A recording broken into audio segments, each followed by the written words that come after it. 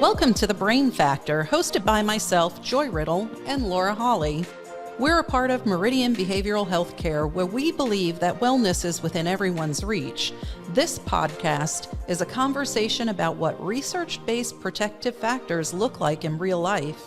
Our hope is that you'll walk away with something that you can use in your own life and have had some fun with us along the way. So let's get started. Hi, and welcome to The Brain Factor. My name is Laura, and I'm joined here by Joy, as usual. And we are here today to talk to you about a pretty cool tool that I know Joy and I have both used in our lives. But we wanted to come on this episode in particular because the last episode we had Dr. Lombarda here, and she was fantastic. She was really fantastic. And we talked about trauma, and we talked about a lot of things around trauma and healing from trauma and all of those things. And we talked about the prevalence of trauma as well, and that this is something that that a lot of us experience. And then there was some great therapeutic tools in there. Yeah. And we were reminded that, by Dr. Lombarda and just in our reflection of it, that there's so much self-care and so many tools available to us that are really, really helpful to help us deal with not just trauma, but everyday life and stressors and anxiety and all of that stuff. And you and I, we've talked about in a previous episode, if you wanted to, it talks about a lot of, it's complementary to what we're going to talk about today, but what did we call that? 8 emotional hacks. Emotional hacks, right? Yeah. So we talked about, different things that we can do that help with stress reduction and refocusing and all of those things. And in that episode, we mostly spoke about even some that just were our own creations or like what I actually use personally and what you use. Exactly. But so we wanted to revisit that in a way that was a little bit more formalized and related back to all of the incredible information that Dr. Lombarda had shared with us on the last episode. Yeah. And so we wanted to talk about grounding techniques specifically, what they are, why they work, and all the different types and how we can use them in our day-to-day lives. Not just Joy and Laura techniques. Right. Yeah. Although our techniques are pretty good. They are good. They are really good. You should go back and check that episode out. And some of our techniques were, as we went through trying to make this more science-based for you today, and we were like, oh, wait, we do that. And, so we're hoping you have a similar experience where you're already kind of doing some of this stuff, but maybe we can put it into context and make it more intentional, because when we're doing things that we know benefit us, and then we know that there's science and evidence behind it, and do this with intentionality, and we have a lot more, we reap a lot more benefits from that. And so grounding techniques in particular are a hack, right, as we've called them, they are. That help us to sort of refocus on the present. So if you've ever been in a situation, I know this happens to all of us, where, you're just sort of on an emotional roller coaster, and it just feels like a whirlwind, and it feels like it's getting out of control. And we know that we need to hit that pause button. So often it's so hard to figure out how to do that.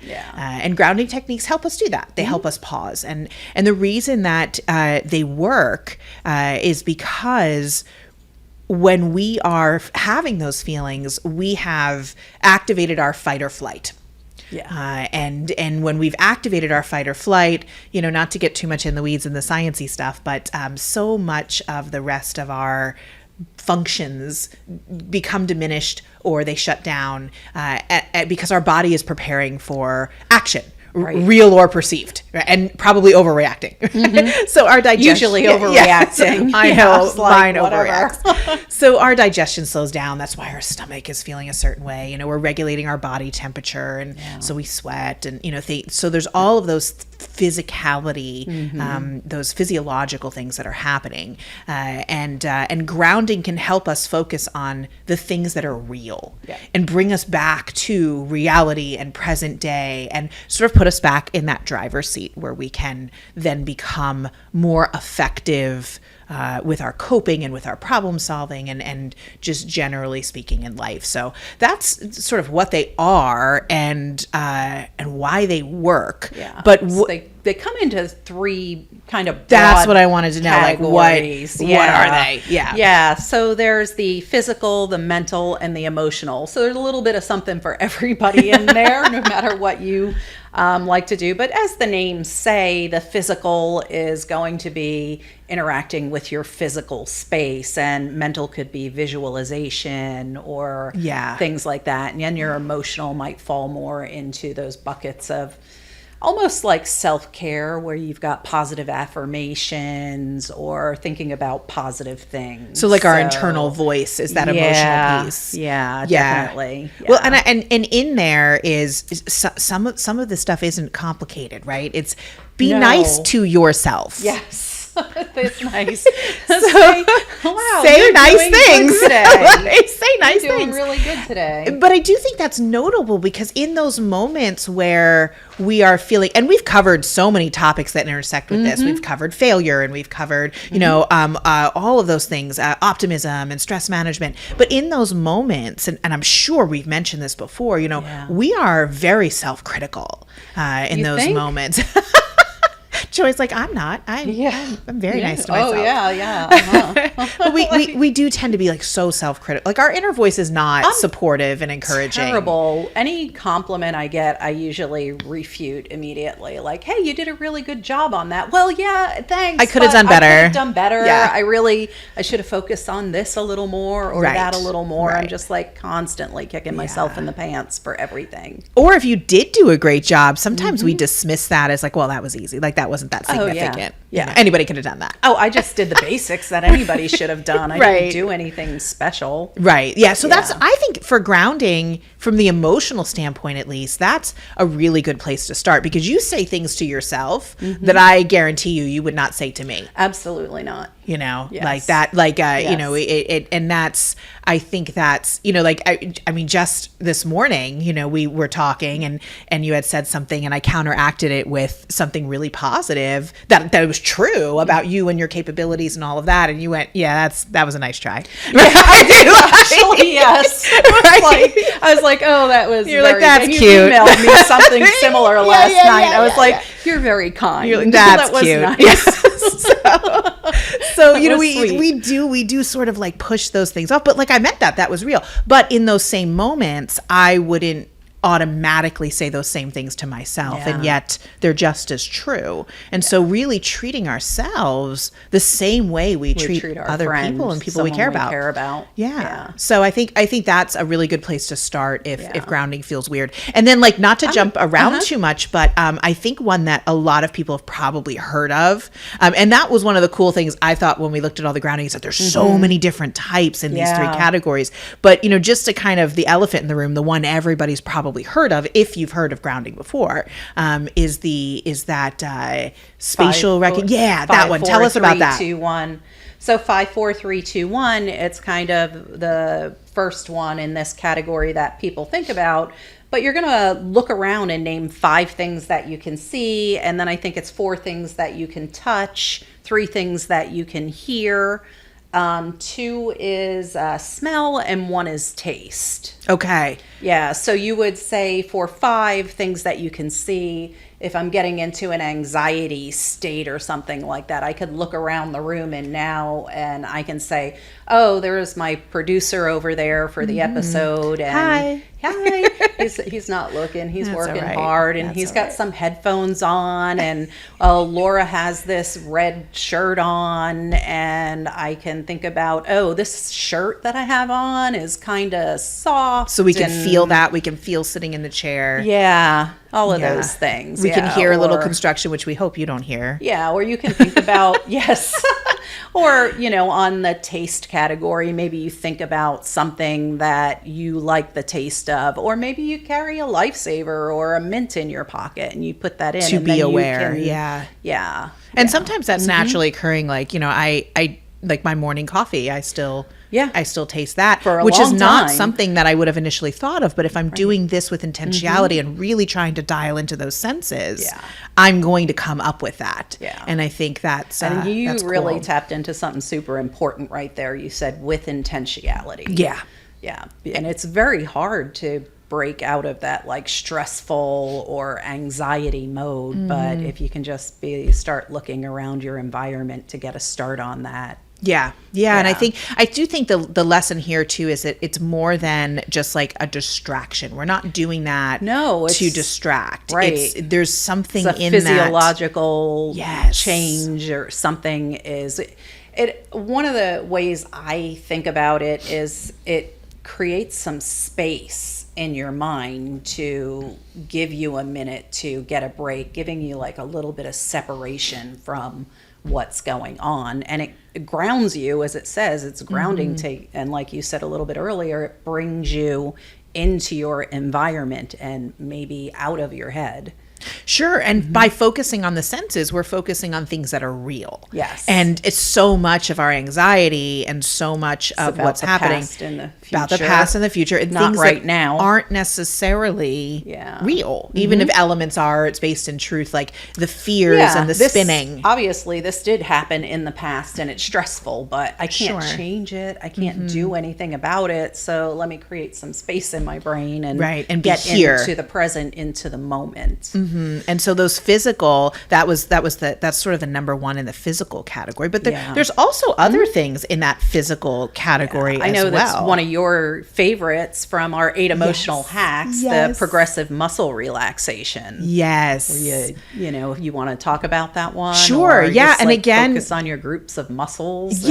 So again, that with intentionality is that continues to be the theme here. But I really like this technique because it grounds in the present, but it also it feels good, and it calms physically and emotionally. I'm a very physical, tangible person. As such, I have trouble sometimes with meditation. I have trouble with, clearing my mind and things like that. And so this works really well for me. And so it's exactly what it sounds like, progressive muscle relaxation, where there's a tensing and a relaxing of muscle groups, and you can go head to toe, toe to head, but to just be very, very aware, like I'm going to clench my toes and my feet, and I'm going to hold that, and I'm going to think about that and how that feels, and then I'm going to slowly relax that, and I'm going to let that go. I'm going to let the tension in that part of my body go. And then when we get to some like hot button parts, all right, let's say we're tensing our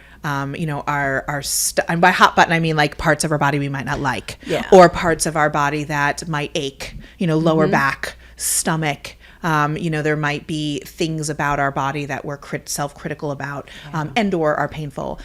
We need to be aware of those when we're doing progressive muscle relaxation. Be aware of those parts of our body without judgment. Yeah, so it's kind of related to mindfulness in a sense, but it's a physicality to mindfulness. Right. Be aware. Be aware that something might feel larger or smaller, or something might be sore, and just that awareness is really helpful without judging. Just show up as you are. But going through all of those muscle groups and then really letting that tension go as you are releasing it can be incredibly helpful and calming. And one of the reasons why there's so many different techniques is because you're not going to be able to do that everywhere, right? Yeah, absolutely. It starts to look weird, right? But ground, the other one, the 5, 4, 3, 2, 1, you can do with a little less being noticed.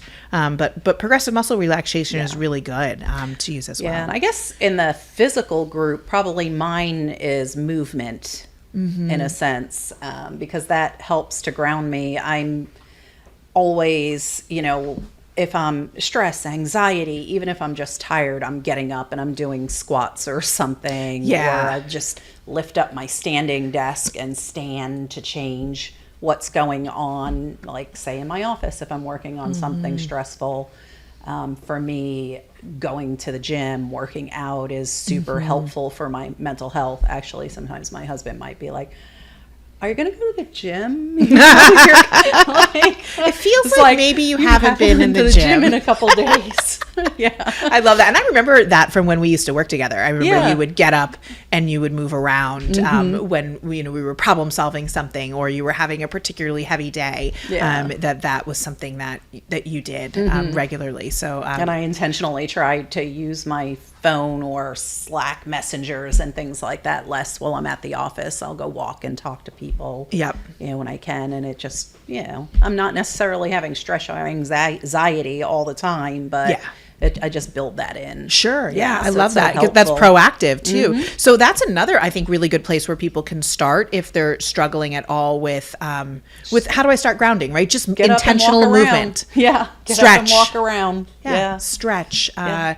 take a walk, and I love what you said about, putting that in proactively.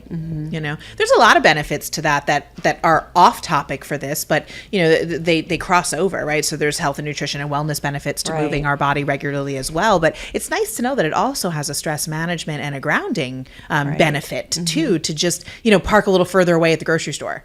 Yeah, definitely. And it's so funny because just the other day, my husband and I went grocery shopping, and it had been raining where we live like for days. It had been awful. Yeah. And we hadn't really gotten a lot of like walking in or movement or anything like that. And he said, let's go up and down every aisle first and then do our shopping. Oh, that was smart. Yeah. And I said, at first I complained, and he was like, come on. And I'm glad I'm glad he forced me a little bit to do that, because we got some steps in and we felt better. And it was kind of funny because I said, why are we going down the dog food aisle? We don't have a dog. But he said, we got to go down every aisle. And so we did that. So little, and that's an example of intentionality. It wasn't like, oh, look at how many steps I got just from grocery shopping. We said, we're going to do this with intentionality. And I think that matters too. So we talked about emotional and we talked about physical, but you had said mental as well. Right. Talk to us about some of the techniques there. There's visualization. Oh, yeah. I know one that you like a lot is counting backwards, or maybe not mental even games. Counting mental games. Yeah. I think you'll pick a letter and then try to come up with a bunch of words. I know I've heard you talk, like, name all the fruit that start with A, or something like that. Or just visualizing like that you're in a calm and a safe space that you want to be in. You love the beach. Close your eyes, go visualize to the beach, that. visualize that, think about that, or, think about something that your mom always made that really made you feel good, like an apple pie or something like that. Well, and it's so interesting that you say those examples, because I think that brings us back to senses, right? Yes. Some folks are very dialed in, or if you're really good at meditation, visualization, sometimes you can actually hear and smell. I struggle with that. I haven't had that experience, but I've talked to people who have. They're so good at visualization and meditation and yoga and stuff. That's a practice, and that all comes with it. Like good at that. Me either. Yeah. But if that interests you and you go sort of down that path and really practice those disciplines, you can actually bring your senses into that as well. And that there's something kind of cool about that. But yeah, I do like the mental games because I mentioned before, it's a complete distraction too, but it changes and it grounds you. Again, I hate to say that again, but it just grounds that's what all these you. are, right? So because it's hard to count back from 100 by sevens. Yes. I'm not sure I can do that. To be honest, I'm not sure I can do that. But maybe by twos. There you go. That's more in my wheelhouse. Or try to name something that you're familiar with too. That's not going to be a real struggle for you. Like try to name every piece of kitchen equipment if you like to cook that you would have or something. And I think for me, the reason that I like that so much and that it works is because of what I said before, that I have a hard time clearing my mind. Yeah. My brain needs a task, even when I'm doing stress management stuff. Yeah, that's why I go to movement. Yeah. So this is a great way to give your brain something that it has to fully focus on. But like you said, is challenging enough, but not impossible. And I think another key is you can't really need any materials. This has got to be all done. Like I could look at you and not know you're doing this. So you don't need a pen, a paper. Like you just do this all in your mind. Yes. And I do that sometimes on the podcast, like right now. And I'm like, if I start, what am I going to talk about next? So what's going to be the next point I'm going to bring up? And like today, our producers put up a nice countdown clock for us to help keep us on time. Yes. So I've been looking over at that and utilizing that to be like, okay, just refocus. You already know what you're going to talk about. So why are you stressing over what you're going to talk about? I actually thought that was going to be stressful, and it's not. I love it. When he put it up and it was like at 0 0.0001, I was like, oh my goodness, this is going to stress me out, but I'm going to give it a shot and see how it goes. But I'm really liking it. I love it too. So Yeah. see, Yeah. that's helping. That's grounding us. Yes, absolutely. In the present. But yeah, so those are some things, some categories and some types of grounding that I think that we can do, that we can utilize. What about when should we, because we said stress, anxiety, when should we be using these techniques? When's the most effective way to go for grounding versus something else? I think when you're going into something, like you have a big meeting coming up and you're stressful at some point, it's almost the same as the in the moment hacks. Yeah. If something is stressing you out or you're having a problem coping with something, maybe you're in traffic. Oh, okay. And it's really aggravating. Don't close your eyes, though. Yeah, don't close your eyes at all ever in traffic. But if you're in Sidebar. traffic and you're in a traffic jam and you're really mad about that, you have no control over it. There's not a thing in the world that you can do to fix it. But I don't know, maybe you could touch the seat and feel the texture, or if you keep a little stress ball or a hacky sack or whatever in your car that you can even just feeling the steering wheel and feeling you in the seat and feeling the seatbelt. That's a great point, because your steering wheel, I don't know, mine's leather and it's got some heavy stitching in it because I drive a Jeep, but sometimes I don't use that as a technique, but I might going forward now that you mentioned that, because I feel, and I think that it feels cool, the stitching that's in it. Yes. So sometimes I'm just touching it because I like that feel of it. Well, it's so funny you bring that up. I just want to plug something really quick, and I'm not affiliated with it at all. This is a genuine hey guys, this is a cool product. I just out of the blue, but there is a product called Calm Strips. And I don't know if I've seen have you those, seen those? yeah. We ordered some, Yeah, and the ones that they stick on your phone. yeah, your phone or like a book or wherever you want to put them, and they have texture, and some of them we've previously talked about box breathing. Some of them have the box breathing, so you can go in the square with your thumb, but they're different textures. Most of them are some type of sandpaper, but you can just roll your hands on those, and those would be great if grounding is something that really responds to you. That you really respond to. You can get those and have them on the things that you're always holding, like your keychain or your phone or something, and it gives you a texture to go to. So that's kind of cool. Yeah, and I'll plug my friend Stephanie that we both used to work with. Yeah, she wanted to get. Hi, Stephanie. She's a regular watcher too, but she always wanted to get those as a promotional item for a company. We used to work together, and I was always like, no, because people are going to touch them. They're going to get dirty. There's COVID. There's all these different things. And now I know I'm going to get a text from her after this episode drops. Now you like Calm Strips? Now you like my idea, but you wouldn't let me buy them way back then. That's great. So then I'm going to need some grounding techniques to get me out of that. Yes, well, that's good proactive recognition there. Yeah.